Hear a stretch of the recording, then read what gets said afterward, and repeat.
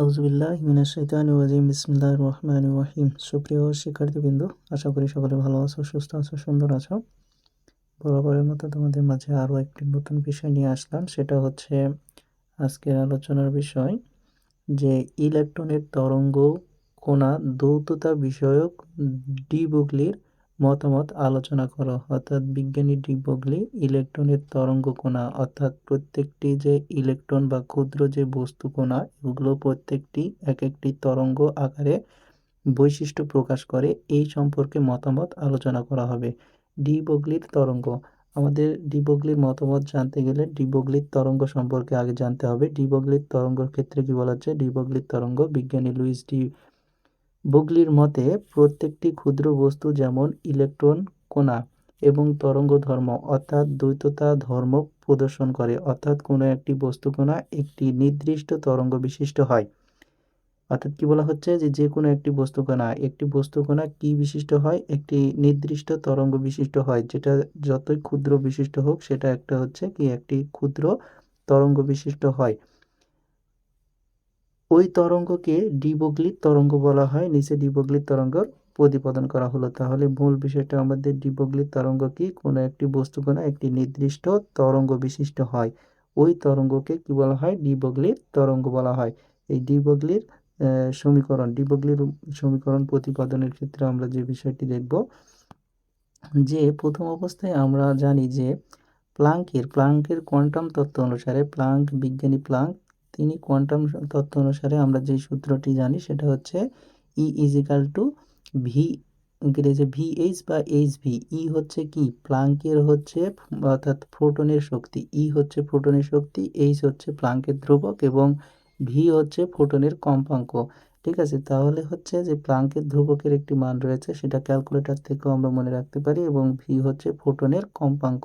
এক্ষেত্রে কম্পাঙ্ককে এফ দ্বারাও প্রকাশ করা হয়, ভি দ্বারাও প্রকাশ করা হয়। এখানে আমরা ভি দ্বারা প্রকাশ করেছি, যে ভি ইজিক্যাল টু হচ্ছে প্রোটনের কম্পাঙ্ক।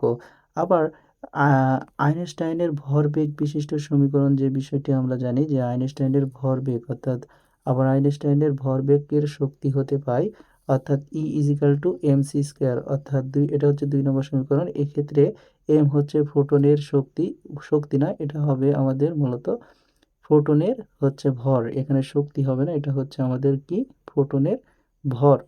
আর হচ্ছে এই শক্তি বাদ দিয়ে এখানে হবে প্রোটনের ভর, এবং সি হচ্ছে আলোর বেগ কত? 3.8 ইন্টু 10⁸ মিটার পার সেকেন্ড। এটা হচ্ছে আমাদের কি? আলোর বেগ। প্রতি সেকেন্ডে আলো এই পরিমাণ দূরত্ব অতিক্রম করে। তাহলে 1 নম্বর সমীকরণ এবং 2 নম্বর সমীকরণ, এখানে ছিল আমাদের 1 নম্বর সমীকরণে E equal to H V, আর এখানে E equal to M C square. তাহলে দুইটা যেহেতু ই দুইটাই হচ্ছে কি? ফোটনের শক্তি, তাহলে H V equal to M C square এটা লেখা যায়। আমরা তাহলে কি লিখলাম? 1 নম্বর সমীকরণ হতে M C square equal to H V. এক্ষেত্রে এমটাকে যদি এই পাশে রেখে দিই, সিটাকে এই পাশে পার করে দিই, তাহলে H V divided by C square. এটা হচ্ছে আমাদের 3 নম্বর সমীকরণ। আমরা আরও কিছু জানি যে ভরবেগের সূত্র অনুসারে আমরা যেটা জানি, ভরবেগকে স্বাভাবিকভাবে প্রকাশ করা হয় কি দ্বারা? ভরবেগকে প্রকাশ করা হয় পি দ্বারা, এবং হচ্ছে ভর এবং বেগ। এক্ষেত্রে বেগ বলতে আলোর বেগকে কাজে লাগানো হয়েছে। আমরা জানি ভরবেগ ইকুয়াল টু কি? ভরবেগ ইকুয়াল টু হচ্ছে আমাদের স্বাভাবিকভাবে যেটা জানতাম, সেক্ষেত্রে আমরা জানি এমভি। ঠিক আছে, এমভি।